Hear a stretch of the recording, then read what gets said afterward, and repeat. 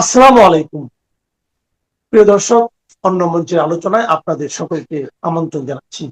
কোন খবরের ভিত্তিতে এই খবর নির্ধারিত হলো যে শুধু গোপালগঞ্জ নয়, নরসিংদী, রাজবাড়ী, শরীয়তপুর, সুনামগঞ্জ, রাঙামাটিতেও এনসিপির কেন্দ্রীয় নেতৃবৃন্দ গেলে তাদের নিরাপত্তা নিশ্চিত হবে না বা যাওয়াটা ঠিক হবে না?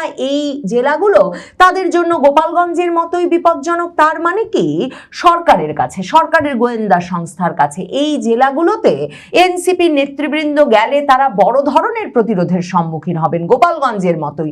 সে খবর আছে, সেই গোয়েন্দা তথ্য আছে।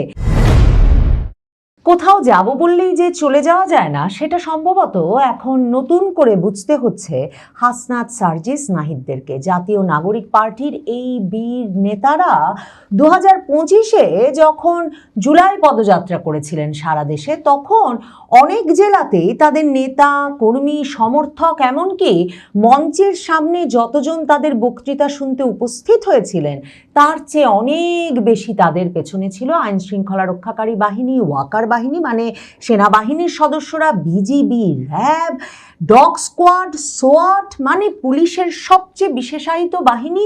এরা সবাই এই ব্যাপক প্রহরায় এবং প্রশাসনের সর্বাত্মক সহযোগিতায় গত বছর 2025-এ জুলাই পদযাত্রা সম্পন্ন করেছিলেন 2024-এর জুলাই আগস্টের বীর নেতৃবৃন্দ। কিন্তু যখন তারা গোপালগঞ্জ রওনা হলেন এবং মার্চ টু গোপালগঞ্জ নাম দিয়ে সেই কর্মসূচিতে ঘোষণা করলেন যে গোপালগঞ্জ পৌঁছে তারা বঙ্গবন্ধু শেখ মুজিবুর রহমানের সমাধি ভেঙে ফেলবেন, যখন এনসিপি নেতৃবৃন্দ গোপালগঞ্জ গেলেন তখন সেখানে সাধারণ মানুষ, আওয়ামী লীগের নেতা, কর্মী, সমর্থকেরা তাদের বিরুদ্ধে এমন প্রতিরোধ গড়ে তুলল যে মঞ্চ সাজিয়ে সেখানে সভা করা তো সম্ভব হলোই না। জুলাই আগস্টের নেতৃবৃন্দ মানে হাসনাত, সার্জিস, নাহিদ, নাসিরউদ্দিন পাটোয়ারি এদেরকে রক্ষা করতে সেনাবাহিনী রীতিমতো সাধারণ মানুষের বুকে গুলি চালালো এবং বিক্ষোভরত জনতার বুকে গুলি চালানোতে ঘটনাস্থলে সেদিনেই 4 জনের মৃত্যুর ঘটনা ঘটল।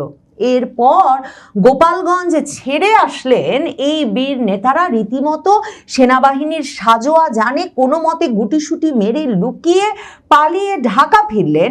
সেনাবাহিনী গুলি চালিয়ে এদের জন্যে সেনাবাহিনীর সাজোয়া জানে ঢুকে ঢাকা ফিরে আসার ব্যবস্থা করলো। কিন্তু সেই সেনাবাহিনী এরপর প্রায় সপ্তাহ খানেক ধরে গোপালগঞ্জে নৌবাহিনী এবং সেনাবাহিনী মিলে যৌথ প্রক্রিয়ায় সেখানে অভিযান চালালো। পুলিশ, র্যাব তো ছিল এবং ব্যাপক অভিযানে মোটামুটি গোপালগঞ্জের প্রায় প্রতিটি পরিবারই এই মামলার শিকার হলো। এমন একটা পরিস্থিতি হলো এবং কয়েকদিন ধরে এক রকমের কারফিউ অবরুদ্ধ অবস্থায় গোপালগঞ্জবাসীকে আটকে রাখা হলো যে কেন তারা বঙ্গবন্ধু শেখ মুজিবুর রহমানের সমাধি ভাঙার ব্যবস্থা করে দিলেন না জাতীয় নাগরিক পার্টির নেতৃবৃন্দকে।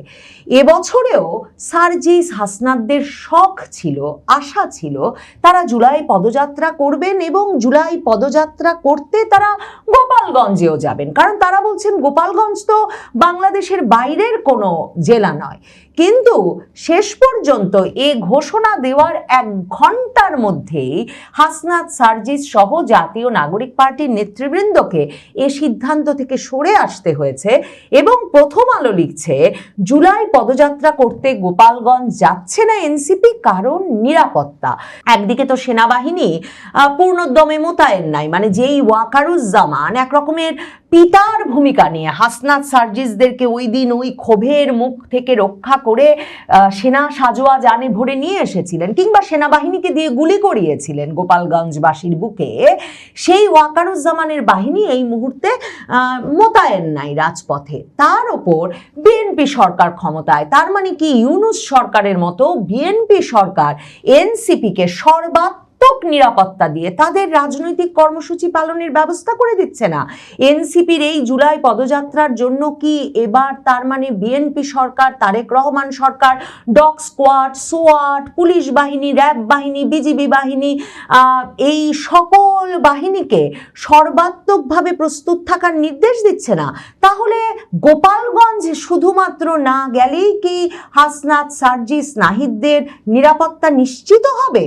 দেখেন, এই যে শুধুমাত্র গোপালগঞ্জ কিন্তু না, যখন প্রথমে সার্জিস আলম এসে এনসিপির দক্ষিণাঞ্চলের মুখ্য সমন্বয়ক সাংবাদিকদের সামনে এসে ঘোষণা দিলেন তারা জুলাই পদযাত্রায় গত বছরের মতোই 64টা জেলাতেই যাবেন, এর 1 ঘন্টার মধ্যেই যখন তাদের কর্মসূচিটি হাতে আসলো তখন জানা গেল যে তারা 6টি জেলাতে না যাওয়ার সিদ্ধান্ত নিয়েছে।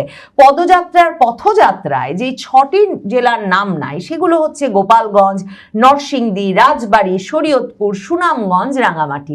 এখন কোন খবরের ভিত্তিতে এই খবর নির্ধারিত হলো যে শুধু গোপালগঞ্জ নয়, নরসিংদী, রাজবাড়ী, শরীয়তপুর, সুনামগঞ্জ, রাঙামাটিতেও এনসিপির কেন্দ্রীয় নেতৃবৃন্দ গেলে তাদের নিরাপত্তা নিশ্চিত হবে না বা যাওয়াটা ঠিক হবে না, এই জেলাগুলো তাদের জন্য গোপালগঞ্জের মতোই বিপজ্জনক। তার মানে কি সরকারের কাছে, সরকারের গোয়েন্দা সংস্থার কাছে এই জেলাগুলোতে এনসিপির নেতৃবৃন্দ গেলে তারা বড় ধরনের প্রতিরোধের সম্মুখীন হবেন গোপালগঞ্জের মতোই, সে খবর আছে, সেই গোয়েন্দা তথ্য আছে।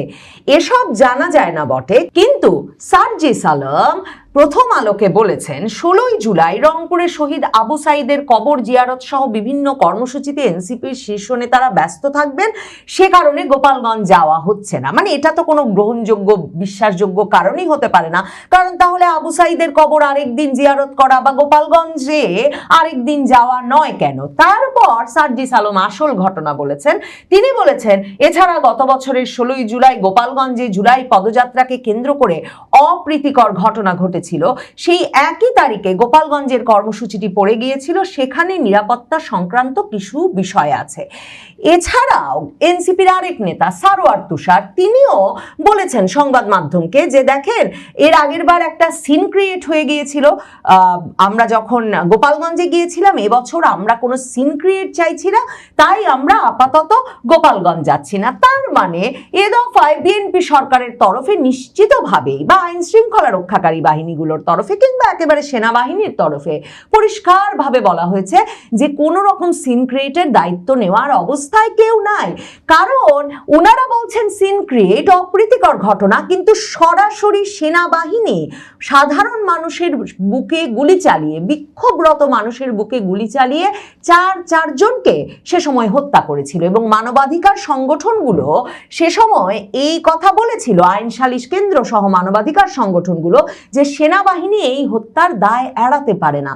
সেনাবাহিনী একেবারে চুপচাপ ছিল, এ বিষয়ে তারা কিছু বলছিলই না যে কি করে তারা যখন মারণাস্ত্র নিয়ে বিক্ষোভ দমনে ওখানে মোতায়েন ছিল তখন কি করে চারজন নিহত হলো, কেন তারা গুলি চালালো, এ প্রসঙ্গে প্রথমে তারা কিছুই বলছিল না, পরে মানবাধিকার সংগঠনগুলো মুখ খোলার পর এবং সবচেয়ে গুরুত্বপূর্ণ যেটা, পুলিশ বাহিনী প্রধান যিনি ছিলেন ইউনূস আমলে, তিনি প্রথমেই এসে এটা জানিয়ে দিলেন সংবাদ মাধ্যমের সামনে যে পুলিশের হাতে কোনো গুলি নাই, মারণাস্ত্র নাই, সেই 2024-এর জুলাই আগস্টের পর থেকে পুলিশের কাছে একমাত্র লাঠি আছে আর টিয়ার গ্যাস আছে, কাজেই পুলিশ কোনো গুলি চালায় নাই।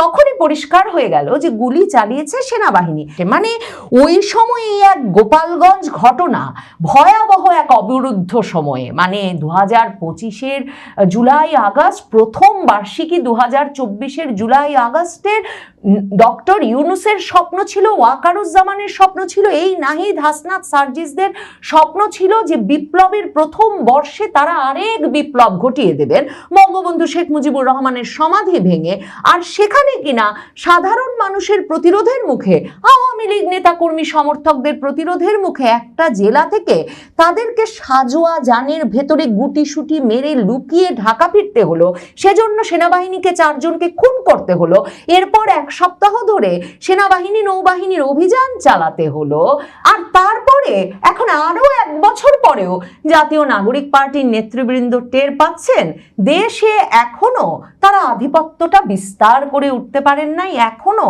গোপালগঞ্জে যাওয়া তাদের জন্য নিরাপদ নয়, আর গোপালগঞ্জ সহ 6টি জেলাকে তারা অনিরাপদ হিসাবে চিহ্নিত করে আইন শৃঙ্খলা রক্ষাকারী বাহিনী বা গোয়েন্দা সংস্থা, এটা পরিষ্কার নয় কারা তাদেরকে এই তথ্য দিয়েছেন, সেই তথ্যের ভিত্তিতে আপাতত না যাওয়ার সিদ্ধান্ত নিতে হলো। এরপর ভয় এমন ভাবে চেপে বসেছিল হাসনাত সার্জিস নাহিদদেরকে যে এরপরে পুলিশের সবচেয়ে বিশেষায়িত বাহিনী সোয়াট বাহিনী, যারা আমেরিকার সরাসরি প্রশিক্ষণে প্রশিক্ষিত সবচেয়ে সর্বাধুনিক অস্ত্র শস্ত্র প্রযুক্তিতে সজ্জিত পৃথিবীর ভয়ঙ্করতম জঙ্গিদের নিয়ন্ত্রণের জন্য তারা সর্বাত্মক প্রহরা দিয়েছে এই জাতীয় নাগরিক পার্টির নেতৃবৃন্দকে 2025-এর বাকি পদযাত্রাটুকু শেষ করতে। কিন্তু চট্টগ্রামে ডগ স্কোয়াড সোয়াট দিয়ে যদিও বা তারা তখন কোন রকম আরামেই তাদের জুলাই পদযাত্রার সমাবেশটা সারতে পেরেছিল, কিন্তু কক্সবাজার গিয়ে এই বর্তমান স্বরাষ্ট্রমন্ত্রী সালাউদ্দিন আহমেদের বিরুদ্ধে নাসির উদ্দিন পাটোয়ারি এনসিপি নেতা তিনি এক বেফাঁস মন্তব্য করে ফেলার পর কিন্তু কক্সবাজার চকরিয়ায় এমন প্রতিরোধ সাধারণ মানুষ আর বিএনপির নেতাকর্মী সমর্থকেরা জাতীয় নাগরিক পার্টির বিরুদ্ধে গড়ে তুলেছিল যে এই সোয়াট ডগ স্কোয়াড সেনাবাহিনী কিচ্ছু দিয়ে সেবার তখন জাতীয় নাগরিক পার্টি তাদের সভাগুলো শান্তিতে কক্সবাজার চকরিয়া এসব জায়গায় করে আসতে পারে নাই। নাসির উদ্দিন পাটোয়ারি তখন সভায় দাঁড়িয়ে কক্সবাজারে এই সালাউদ্দিন আহমেদ সম্পর্কে মন্তব্য করে বসেছিলেন যে শিলং থেকে একজন গডফাদার এসেছেন, যিনি এসে এখন এই পুরো কক্সবাজার এলাকার জমি দখল করে নিচ্ছেন, চাঁদাবাজি করছেন, যেন শামীম ওসমান চলে গিয়েছেন আর শিলং থেকে সালাউদ্দিন চলে এসেছেন।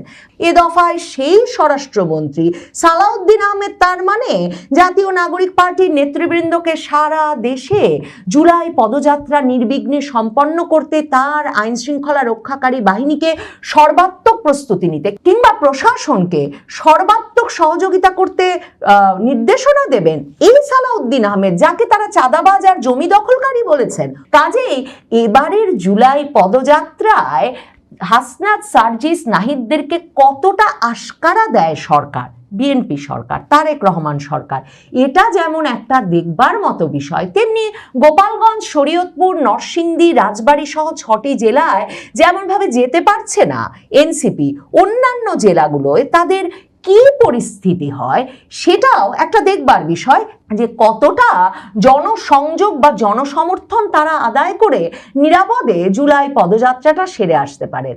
এ দফায় জুলাই পদযাত্রা জাতীয় নাগরিক পার্টির আরেকটা দিক থেকেও গুরুত্বপূর্ণ। এ দফায় নিশ্চিতভাবেই জামায়াতে ইসলামী, ছাত্র শিবিরের মতো সংগঠনগুলো জাতীয় নাগরিক পার্টিকে সর্বাত্মক সমর্থন দেবে।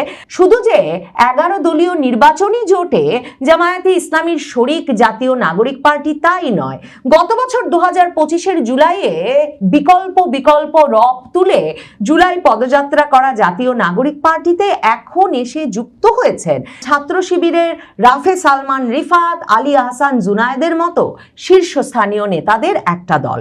কাজেই জামায়াত শিবির জানে যে জাতীয় নাগরিক পার্টি এই হাসনাত সার্জিস নাহিদেরা তাদেরই একটা শাখা বটে। কাজেই এ দফায় হয়তো তাদের পুরোপুরি সমর্থন এবং সুরক্ষাতেই জাতীয় নাগরিক পার্টি জুলাই পদযাত্রাটা ভালো মতোই সেরে আসতে পারবে। যুক্তরাষ্ট্রের স্বাধীনতার 250 বছর পূর্তি উপলক্ষে বাংলাদেশের জাতীয় সংসদের দক্ষিণ প্লাজা অনুষ্ঠান নিয়ে আলোচনা সমালোচনার ঝড় উঠেছে। ডেপুটি স্পিকার কায়সার কামাল এবং জামাতের আমির ডক্টর শফিকুর রহমানের এই অনুষ্ঠানে দেয়া বক্তব্য নিয়ে সামাজিক মাধ্যমে অনেকেই সমালোচনা করছেন। বাংলাদেশের স্বাধীনতা যুদ্ধে মার্কিনীদের বিরোধী অবস্থান এবং বাঙালি নিধনে সে সময় পাকিস্তানকে অস্ত্র দিয়ে সাহায্য করার প্রসঙ্গ তুলে ধরে নেটিজেনরা বলছেন, মার্কিন যুক্তরাষ্ট্রকে বাংলাদেশের পরীক্ষিত বন্ধু দাবি করে আসলে মুক্তিযুদ্ধের ইতিহাসকে খাটো করা হয়েছে। পাশাপাশি সাম্প্রতিক সময় বাণিজ্য চুক্তির নামে দাসখত দেওয়ার প্রসঙ্গ তুলে ধরে অনেকে অভিযোগ করেছেন, সরকারের নতজানু নীতির কারণে বাংলাদেশের মুক্তিযুদ্ধের বিরোধিতাকারী যুক্তরাষ্ট্র সংসদ প্রাঙ্গণে স্বাধীনতা দিবসের অনুষ্ঠান করার অনুমতি পেয়েছে।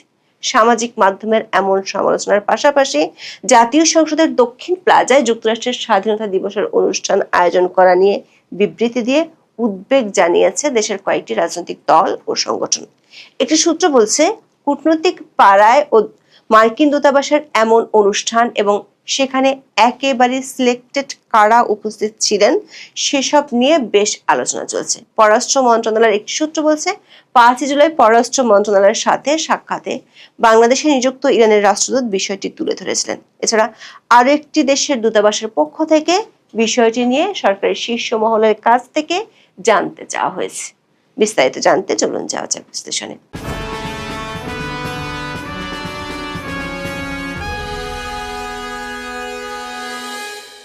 ৪ঠা জুলাই আমেরিকান দূতাবাসের উদ্যোগে বাংলাদেশের জাতীয় সংসদের দক্ষিণ প্লাজায় এক জাঁকজমকপূর্ণ মিউজিক্যাল পারফরমেন্সের মাধ্যমে মার্কিন যুক্তরাষ্ট্রের ২৫০তম স্বাধীনতা দিবস উদযাপন করা হয়। এই অনুষ্ঠানে প্রধান অতিথি ছিলেন বাংলাদেশের জাতীয় সংসদের deputy speaker barrister Kaysar Kamal. BD news 24 এর খবরে বলা হয়েছে, সেখানে স্বরাষ্ট্রমন্ত্রী সালাউদ্দিন আহমেদ, সংসদের বিরোধী দলীয় নেতা doctor Shafiqur Rahman, chief whip Nurul Islam Moni ও ঢাকায় মার্কিন রাষ্ট্রদূত ব্রেন্টি ক্রিস্টেনসেনও বক্তব্য রাখেন। অনুষ্ঠানে parliamentary caucus on Bangladesh USA রিলেশনশিপের chairman doctor Mohammad Osman Faruk, co chairman doctor Mohammad Mahbubur Rahman, ককাসের কার্যনির্বাহী কমিটিতে থাকা জামায়াতে ইসলামের 2 প্রতিনিধি সংসদ সদস্য ব্যারিস্টার মীর আহমেদ বিন কাশেম এবং মার্দিয়া মমতাজ উপস্থিত ছিলেন। অনুষ্ঠানে ডেপুটি স্পিকার কায়সার কামাল দাবি করেছেন, বাংলাদেশ আমেরিকা একে অপরের ইতিহাস বিনির্মাণে সহায়তা করেছে। তার এই বক্তব্য রাজনৈতিক মহলে বেশ সমালোচিত হচ্ছে। ঐতিহাসিকভাবে প্রমাণিত যে বাংলাদেশের স্বাধীনতা যুদ্ধ 1971 সালে তৎকালীন মার্কিন সরকার বাংলাদেশের স্বাধীনতার বিরোধিতা করেছিল, বিপক্ষে ছিল।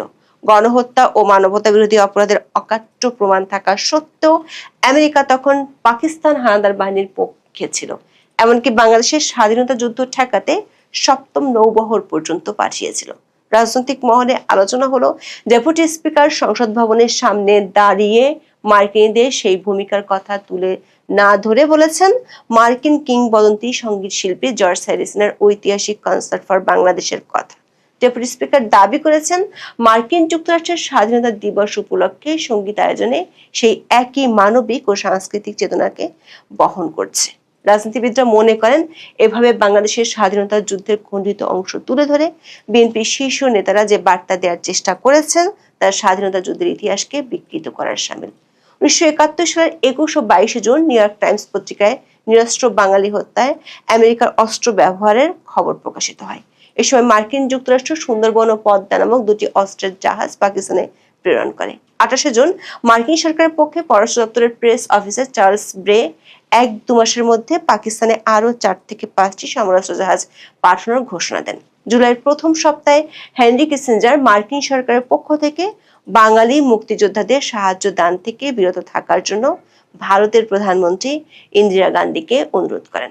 এক পর্যায়ে ভারতকে হুমকি প্রদান করে এই বলে যে, ভারত বাঙালি মুক্তিযোদ্ধাদের পক্ষে কাজ করলে চীন পাকিস্তানের পক্ষে আমেরিকা ভারত আক্রমণ করতে পারে। সেই সঙ্গে হেনরি কিসিঞ্জার ভারতকে স্মরণ করিয়ে বলেন, 1962 সালে চীন ভারত সীমান্তে সংঘর্ষের পর সম্ভাব্য চীনা আক্রমণের বিরুদ্ধে ভারতের সীমান্ত সুরক্ষার জন্য যুক্তরাষ্ট্র ভারতকে যে সহায়তা দেওয়ার প্রতিশ্রুতি দিয়েছিল, তা রক্ষা করা সম্ভব হবে না।